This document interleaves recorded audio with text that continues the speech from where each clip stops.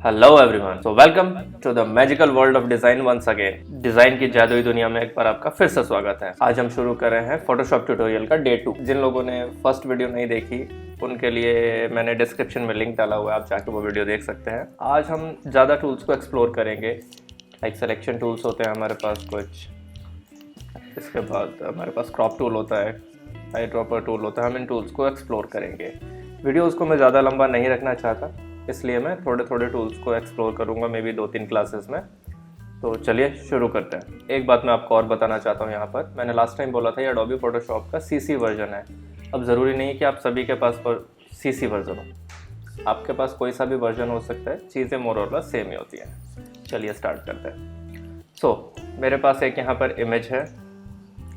Canvas नया कैसे लेना है वो आपको मैंने बताया था। Ctrl+N प्रेस कर सकते हैं आप कीबोर्ड से। यहाँ पर आप प्रॉपर्टीज़ वो चेंज कर सकते हैं अपने अकॉर्डिंग, आपको किस साइज़ का चाहिए, resolution and all, and you can create a new page. Correct. So ये मुझे दोबारा से बताने की ज़रूरत लगती नहीं है। ओके, सो अब हम आते हैं पहले टूल पर। हमारा मूव टूल ये होता है। मूव टूल क्या होता है?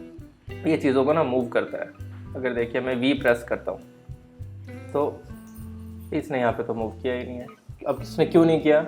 क्योंकि ये मेरी बैकग्राउंड लेयर है और ये लॉक्ड है। ये देखिए, पहले मैं यहाँ पर कुछ और डिज़ाइन करता हूँ। ये मैंने डिज़ाइन किया, इसका फिल कलर मैंने ब्लैक किया।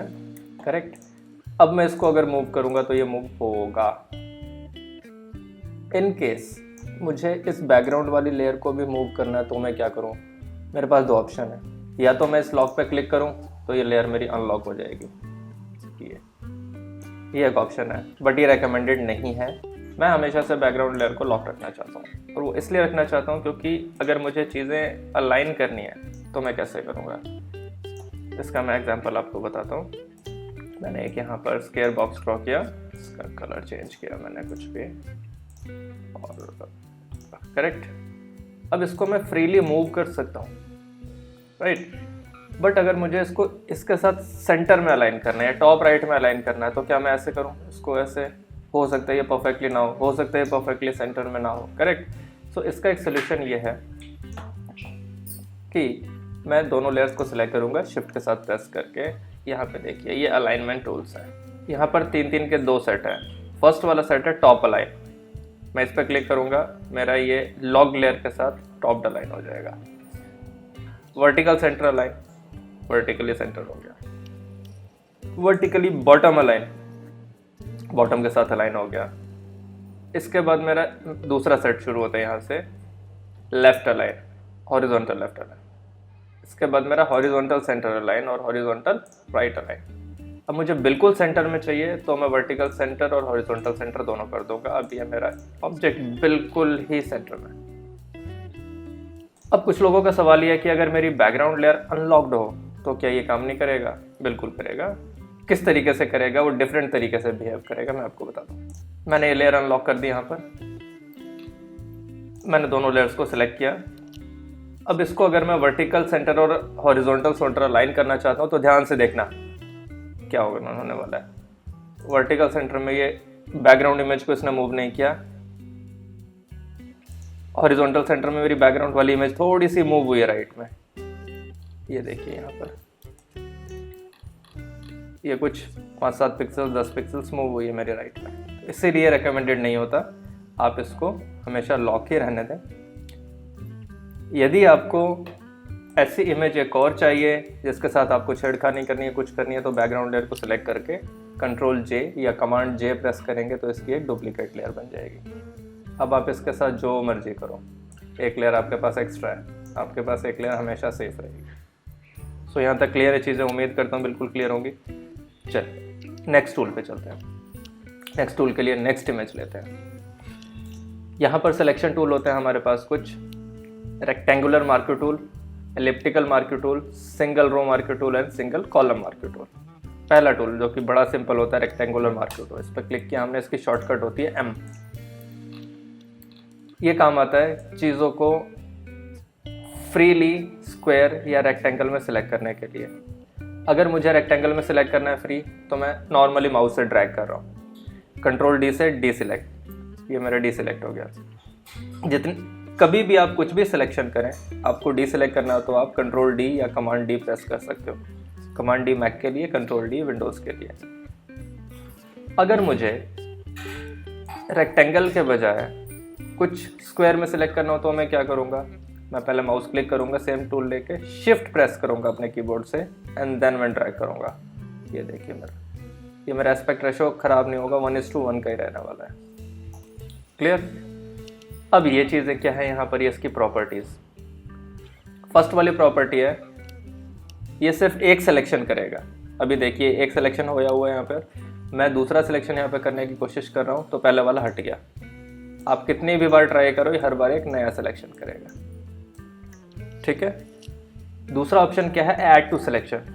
मेरा एक सिलेक्शन मैंने पहले किया हुआ है, मैं चाहता हूँ कि एक और सिलेक्शन करूँ यहाँ पर मैं। तो ये देखिए दो चीज़ें हो गई मेरे पास। अब मैं चाहता हूँ इतना और ऐड करूँ, इतना और ऐड करूँ, इतना और ऐड करूँ। तो ये है मेरा add to selection, command D. अब मैं नॉर्मली ऐड टू सिलेक्शन रखता हूँ यहाँ पर, और मैंने एक यहाँ पर बनाया सिलेक्शन अपना। थर्ड प्रॉपर्टी है मेरी सब्ट्रैक्ट फ्रॉम सिलेक्शन। अगर मुझे इतना सिलेक्ट नहीं करना था, मुझे कम करना था, तो मैं क्या करूँगा, इसको मैं सिंपली यहाँ से ड्रैग कर दूँगा। ये मेरा डिलीट हो गया सिलेक्शन, सिर्फ जितना मुझे चाहिए उतना बचा। चौथी प्रॉपर्टी है मेरी इंटरसेक्ट सिलेक्शन। ये कैसे काम करती है, आपने एक सिलेक्शन यहाँ पे बनाया, इस टूल को लिया, दूसरा सिलेक्शन आपने यहाँ पे बनाया, कुछ नहीं होगा। क्यों नहीं होगा, क्योंकि आपने जो टूल लिया है वो इंटरसेक्ट सिलेक्शन का लिया है। तो मुझे पहले एक सिलेक्शन बनाने दो, यहाँ पर मैं इस टूल को लेता हूँ और ओवरलैप होना चाहिए कुछ ना कुछ पहले सिलेक्शन पे। अब देखो जितना एरिया मेरा ओवरलैप है दोनों सिलेक्शंस के बीच में, सिर्फ उतने को सिलेक्ट करेगा। उम्मीद करता हूँ कि आपका मूव टूल और आपका ये मार्क्यू टूल क्लियर है आपको। ये आपका नॉर्मल सिलेक्शन है, आप बार बार यहाँ पे क्लिक करोगे, चीज़ें करोगे, वो समझ नहीं आती। सो सिंपली अगर आपको ऐड करना है सिलेक्शन तो शिफ्ट प्रेस करो। ये देखो यहाँ पे प्लस सिंबल बन के आ गया माउस के कर्सर के पास, ऐड कर दीजिए शिफ्ट के साथ। अगर आपको डिलीट करना है तो ऑल्ट प्रेस करिए, इसको क्लिक कर दीजिए, देखिए नेगेटिव सिलेक्शन आ गया। और ये सभी सिलेक्शन टूल्स में काम करती है, प्रॉपर्टी के शॉर्टकट। करेक्ट। अब आते हैं हम नेक्स्ट सिलेक्शन पे, अपने एलिप्टिकल मार्क्यू टूल पे। एलिप्टिकल मार्क्यू टूल भी सेम है जैसा अपना रेक्टेंगुलर मार्क्यू था, बस ये सर्कल में काम करता है। शिफ्ट के साथ प्रेस करेंगे तो ये परफेक्ट सर्कल बनाएगा। नॉर्मली फ्रीली मूव करेंगे इसको तो ये कुछ भी ऑब्लॉन्ग शेप बनाएगा। Clear. Single row marquee tool, अगर आपके पास, ये देखिए मैं इमेज को जूम करता हूँ तो ये बहुत सारे पिक्सल्स हैं, मुझे सिर्फ एक पिक्सल, ये पिक्सल है, एक पिक्सल की एक हॉरिजॉन्टल लाइन सेलेक्ट करनी है। मैंने यहाँ पे क्लिक कर दिया और मैंने इसको डिलीट प्रेस किया, ये देखिए डिलीट हो गई। सिर्फ एक लाइन डिलीट हुई है यहाँ पर, एक पिक्सल की लाइन। मुझे एक और दूसरी पिक्सल की लाइन डिलीट करनी है तो मैं इस टूल को दोबारा से लूँगा और यहाँ पे क्लिक करूँगा। अगर मुझे एक और लाइन डिलीट करनी है कहीं पे भी रैंडमली तो शिफ्ट के साथ क्लिक करूँगा, या फिर आप ये कर सकते हो। आप ये देखो मैं जैसे ही शिफ्ट प्रेस कर रहा हूँ ये प्रॉपर्टी चेंज हो रही है, छोड़ दिया मैंने, ये हट गया। शिफ्ट प्रेस किया, प्रॉपर्टी आ गई, शिफ्ट हटाया, प्रॉपर्टी चली गई। मैं शिफ्ट के साथ इसको मल्टीपल लाइंस को सिलेक्ट कर लेता हूँ, डिलीट प्रेस करता हूँ, ये डिलीट हो गई मेरी चीज़ें। परफेक्ट। सेम अगर मुझे वर्टिकली करना है ये काम तो मैं क्या करूँगा, दूसरा सिंगल कॉलम मार्क्यू टूल होता है यहाँ पर, इसको मैं लूँगा और ये मैं वर्टिकली भी कर सकता हूँ चीज़ों को डिलीट इस तरीके से। ये सिंगल रो और सिंगल कॉलम, ये दोनों टूल्स जो हैं ये बहुत ही कम यूज़ होते हैं। मोस्टली आपका ये रेक्टेंगुलर मार्क्यू और एलिप्टिकल मार्क्यू टूल ही यूज़ होता है। नेक्स्ट टूल की तरफ मूव करते हैं हम अपने लेसो टूल। ये बड़ा ही इम्पॉर्टेंट और अच्छा टूल होता है। तीन तरीके के होते हैं ये lasso tool, polygonal lasso tool and magnetic lasso tool. Okay, इसको देखते हैं क्या है। यहाँ पर देखिए एक दूसरी इमेज है मेरे पास। मुझे इस बर्ड को अगर सिलेक्ट करना है तो मैं क्या करूँगा, मैं लेसो टूल लूँगा नॉर्मली। मैं यहाँ पर फ्रीली, मैं क्लिक को छोड़ नहीं सकता। यहाँ पर मैंने सेलेक्ट किया, मुझे मूव करना है बस। यहाँ पर मैं सिलेक्ट करते करते थक गया, क्लिक छूट गया तो ये ऑटोमेटिकली सिलेक्शन में कन्वर्ट हो जाएगा, कोई बात नहीं। मुझे बर्ड के जो अगले पार्ट्स को सिलेक्ट करना है, मैं यहाँ पर ऐड टू सिलेक्शन का ऑप्शन सिलेक्ट करूँगा और इसको मैं फिर से करूँगा रैंडमली। आप लोग इसको जूम करके अच्छे तरीके से कर सकते हो, इस तरीके से मैं भी रफली कर रहा हूँ, ऐसे ऐसे ऐसे। इसके लिए आपको प्रैक्टिस बहुत चाहिए होगी, क्योंकि माउस आपका हो सकता है कभी इधर चला जाए, इधर चला जाए, ऐसे ऐसे चला जाए, बट इसके लिए आपको बहुत सारी प्रैक्टिस चाहिए होती है इन टूल्स को यूज़ करने के लिए। देखिए आपका हाथ इस तरीके से मूव होना चाहिए over the line like this, ठीक है। कमांड 0 या कंट्रोल 0 प्रेस करूंगा तो मेरा जो भी कैनवस साइज है, पेज साइज है, वो स्क्रीन में फिट हो जाएगा। जूम करने के लिए control plus plus plus plus plus press करूंगा, जूम आउट करने के लिए control minus minus minus minus press करूंगा, राइट। मुझे सिलेक्शन बस इतना ही चाहिए। अब मैं क्या करूंगा, अगर मुझे एक नई लेयर में ये इमेज चाहिए हो, कंट्रोल J प्रेस करूंगा। यहाँ पे देखिए इसने एक नई लेयर बना दी इसकी, ये देखिए। लेसो टूल का काम सिर्फ इतना ही है। इसके बाद आते हैं हम polygonal lasso tool. Polygonal lasso tool काम कैसे करता है, इस लेयर को मैं पहले डिलीट करता हूँ। पॉलीगोनल लेसो टूल मेरा जैसे पहले वाला लेसो टूल मेरा फ्रीली काम कर रहा था, ये वैसे नहीं करेगा। ये लाइंस की तरह काम करेगा, ऐसे ये 2 पॉइंट्स के बीच में काम करेगा। आप चाहे कितने भी पॉइंट्स बना लीजिए। ये देखिए आपने यहाँ पे क्लोजिंग पॉइंट पे क्लिक किया, ऑटोमेटिकली सिलेक्शन में कन्वर्ट कर देगा इसको। मुझे अगर और ऐड करना है, मैंने ऐड सिलेक्शन टूल लिया, ऐड किया। बाकी ये जो ऐड सिलेक्शन, डिलीट सिलेक्शन की प्रॉपर्टी नहीं है, ओवर द टूल्स सेम रहने वाली है। कंट्रोल J प्रेस किया, ये मेरा एक नए लेयर में आ गया। अब मैं इसको मूव कैसे कर पा रहा हूँ, मैं मूव टूल ले रहा हूँ। आप ये मत सोचना कि आपने सिलेक्शन टूल एक्टिव है आपका और आपने कंट्रोल J प्रेस कर दिया और फिर आप इसको मूव कर रहे हो तो मूव हो क्यों नहीं रहा। ये नहीं होगा, क्योंकि आपको मूव टूल लेना पड़ेगा। इसकी शॉर्टकट V है। ये देखिए ये मेरा अलग से कट हो गया। नेक्स्ट वाला देख लेते हैं, ये क्या है। ये है मैग्नेटिक लेसो टूल। ये बहुत अच्छी चीज़ है, बट अगर आप स्टार्ट कर रहे हो, सीख रहे हो, तो मैं आपको रेकमेंड नहीं करता। अपने हाथ को एडजस्ट करो मैनुअली सिलेक्शन कर करके, पर ये काफ़ी अच्छा टूल है। ये देखिए यहाँ पे मैंने क्लिक किया और मैं सिर्फ मूव कर रहा हूँ कर्सर को। मैंने कोई क्लिक नहीं किया होगा, ये ऑटोमेटिकली सिलेक्ट कर रहा है चीज़ें। यहाँ पर मेरा इमेज पूरी, यहाँ पर मेरी इमेज अब आगे दिखाई नहीं दे रही है। मैं क्या करूँ, सिंपली मैं स्पेस बार प्रेस करूँगा, मेरा टेम्परेरी हैंड टूल आ जाएगा। फिर मैं चीज़ों को क्लिक करके मूव कर सकता हूँ इधर, और फिर मैंने स्पेस बार को छोड़ा, मेरा ये टेम्परेरी हैंड टूल चला जाएगा। वापस से मैं काम कर सकता हूँ इस तरीके से।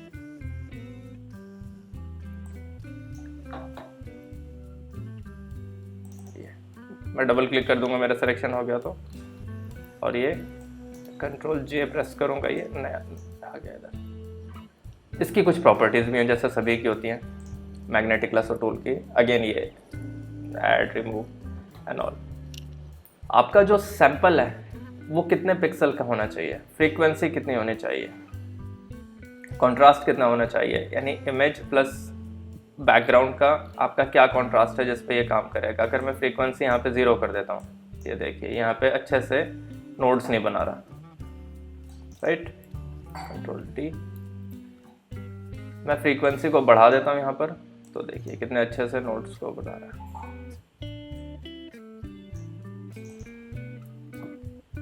मैं कंट्रास्ट कम कर देता हूँ तो ये बिल्कुल भी काम नहीं करेगा इस तरीके से, क्योंकि मेरी इमेज पे हाई कंट्रास्ट नहीं है। तो इस तरीके से आप चीज़ों को एक्सप्लोर कर सकते हैं। बेसिक प्रॉपर्टीज़ यही होती हैं इनकी। नेक्स्ट टूल की तरफ बढ़ते हैं। नेक्स्ट टूल है मेरा quick selection tool and magic pen tool. ये कैसे काम करता है, इसके लिए हम एक नेक्स्ट इमेज पे चलते हैं। पहला टूल है क्विक सिलेक्शन टूल, जिसकी शॉर्टकट है W। मैंने ये लिया।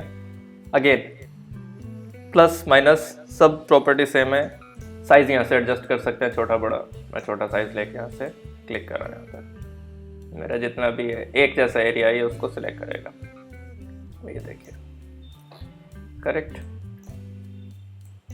अगेन इसमें प्लस माइनस के ऑप्शंस हैं। कंट्रोल जे प्रेस करेंगे तो एक न्यू लेयर में आ जाएगा। इसके बाद आता है हमारा magic pen tool. Magic pen tool बड़ी काम की चीज़ है। अगर मुझे सब्जेक्ट को सिलेक्ट करना है, बैकग्राउंड को रिमूव करना है, मेरा सब्जेक्ट अगर बैकग्राउंड से मर्ज होता हुआ नहीं है तो ये बड़े आसानी से हो जाता है। जैसे कि कहाँ गई इमेज, इस इमेज को ही ले लेते हैं। अगर हम यहाँ पर क्या है, हाई कंट्रास्ट है बर्ड प्लस बैकग्राउंड इमेज के बीच में। मुझे अगर इसका बैकग्राउंड रिमूव करना है, मैं क्या करूँ, मैंने कंट्रोल जेड प्रेस किया इसको। फोटोशॉप में सिर्फ कंट्रोल जेड से काम नहीं चलता, ऑल्ट कंट्रोल जेड प्रेस करना पड़ता है। आपके वर्जन्स में हो सकता है ऐसा करना पड़े। अगर मुझे बर्ड को सिलेक्ट करना है तो मैं क्या करूँगा, बर्ड को सिलेक्ट करना मेरे लिए मुश्किल है, बैकग्राउंड मेरा एक जैसा है प्लेन, तो उसको रिमूव करना आसान है। मैंने मैजिक पेन टूल लिया, क्लिक किया कर दिया यहाँ पे। अब ये कुछ चीज़ों को इसने सिलेक्ट नहीं किया। ये क्यों नहीं किया? ये टॉलरेंस इसकी मैंने यहाँ पे 20 सेट की हुई है। अगर मैं इसको 50 कर देता हूँ और एंटर प्रेस करता हूँ तो देखिए ये सिंगल क्लिक में इसने इसकी पावर को इसने इंक्रीज कर दिया और ये इसने सेलेक्ट कर दिया। अब इसका डिसएडवांटेज भी है, 50 करने के बाद देखिए इसने वुड को भी सिलेक्ट कर लिया। क्यों? क्योंकि ये मर्ज हो रहा है बैकग्राउंड के साथ, सेम कलर है। कंट्रोल डी किया मैंने। यहाँ पर एक ऑप्शन है कंटिन्यूअस का, इसको अगर मैं ऑफ कर दूंगा और फिर मैं यहाँ पर क्लिक करूंगा तो इस इमेज में मेरे जितने भी इससे मिलते जुलते कलर्स हैं जहाँ पे मैंने क्लिक किया उन सबको सिलेक्ट कर देगा। कमांड डी, मुझे ऐसा नहीं चाहिए, मुझे कंटिन्यू ही करना है इसको। मैं इस तरीके से करूँगा। अब अगर मुझे ऐसा लगता है यार ये वुड नहीं करना चाहिए तो इसके दो ऑप्शन है। या तो मैंने आपको अभी बताया लेसो टूल लो और ये सेलेक्ट आपका हो चुका है, इसको आपको रिमूव करना है तो ऑल्ट प्रेस करो माइनस, या फिर यहाँ से जाके भी सिलेक्ट कर सकते हो और इसको यहाँ से आप रिमूव कर सकते हो। आपको ये पार्ट नहीं चाहिए, ये हट गया। कंट्रोल डी या कमांड डी प्रेस करूँगा, डी सेलेक्ट हो जाएगा। आप इसकी प्रॉपर्टीज़ को अपने अकॉर्डिंगली एडजस्ट कर सकते हैं। नेक्स्ट आता है हमारा क्रॉप टूल। क्रॉप टूल की शॉर्टकट होती है सी। जैसे ही आप इसको सिलेक्ट करेंगे यहाँ पर एक बाउंड्री बॉक्स बन जाएगा। मुझे अगर यहाँ पे कोई रेशो चाहिए तो यहाँ पे मैं रेशो डाल सकता हूँ, या फिर 1:1 स्क्वायर चाहिए, ये प्री सेट होता है। स्किप करूँगा। मुझे सिंपली अपनी पसंद की चीज़ें करनी है तो मैं यहाँ पे करूँगा। अब ये स्क्वायर में ही जाएगा मेरा। क्यों जाएगा मेरा? क्योंकि मैंने यहाँ पे किया हुआ है। ओरिजिनल रेशो है, इसको मैं क्लियर कर देता हूँ। राइट, अब मैं इसको फ्रीली कर सकता हूँ, मुझे जितना चाहिए उतना। सिलेक्ट करने के बाद मैंने एंटर प्रेस किया, मेरी इमेज इतनी क्रॉप हो गई। सेकंड है मेरा पर्सपेक्टिव क्रॉप। पर्सपेक्टिव क्रॉप के लिए आपको एक पर्सपेक्टिव इमेज थी मेरे पास, यहाँ पे बता पाऊँगा। देखिए नॉर्मली क्या है, अगर मुझे लेसो टूल से, पेन टूल मैंने अभी आपको बताया नहीं है तो मैं पेन टूल से करके नहीं बता रहा, मुझे अगर इतनी इमेज का ये पार्ट चाहिए, अगर इसको सेलेक्ट करके कंट्रोल जे प्रेस करता हूँ तो ये कैसा हो गया, ये देखिए ये मेरी एजेस स्क्वायरिश नहीं आ रही या फिर किसी भी पॉइंट टू पॉइंट कैनवस में फिट नहीं होंगी। मैं इसको डिलीट करता हूँ। यहाँ पे काम आता है ये पर्सपेक्टिव क्रॉप टूल। मैंने यहाँ से ड्रैग किया, ठीक है। कंट्रोल के साथ मैंने इसके एजेस को एडजस्ट किया। मुझे इतनी इमेज चाहिए, मुझे ये दे दो आप। अब मैं जैसे ही एंटर प्रेस करूँगा, ये देखो मैजिक। पहले क्या हो रहा था, ये इतने एरिया में फिट कर रहा था, अभी इसने एक रेक्टेंगल में फिट कर दिया। ये बहुत कम यूज़ होता है, हो सकता है कभी यूज़ ना भी हो आपके पास, बट यस आपको पता होना चाहिए। पर्सपेक्टिव क्रॉप टूल ये काम करता है। अब आते हैं हम स्लाइस टूल पे। स्लाइस टूल के लिए कोई एक नीट एंड क्लीन इमेज ले लेते हैं।